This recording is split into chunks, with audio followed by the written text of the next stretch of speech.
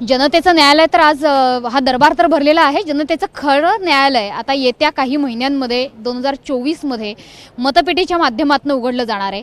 त्याविषयी काय सांगाल, कारण तुम्ही देखील एक मोठे दावेदार आहात या न्यायालयातले। मला वाटतं तेच न्यायालय सर्वात मोठं न्यायालय आता।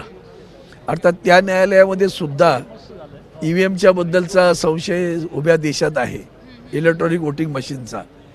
तिथं सुद्धा लबाड्या करतात। आत्ता माझी माहिती अशी आहे की इलेक्शन कमिशनची लोक मुंबईच्या रस्त्यावर फिरतायत आणि येण्या जाणाऱ्या माणसाला अडवून विचार, हे बटन दाब, मत बरोबर गेलं का बघ। अरे बाबा, त्या मशीनबद्दल जगाने दाखवून दिले। आता तिथे रस्त्यात करून तू नको दाखवू आम्हाला। ही जी लबाडी चालली आहे ना, त्या लबाडीवरच हातोडा मारण्यासाठी आजची न्यायालय आहे। आजच्या आदरणीय उद्धवजींची पत्रकार परिषद आहे आणि त्याला त्यांनी न्यायालय उत्तर दिलं, जनतेचं न्यायालय। कारण देशाची दशा झाली आहे, तिला रुळावर आणण्याचं काम संविधानकर्त्यांनी केलं होतं।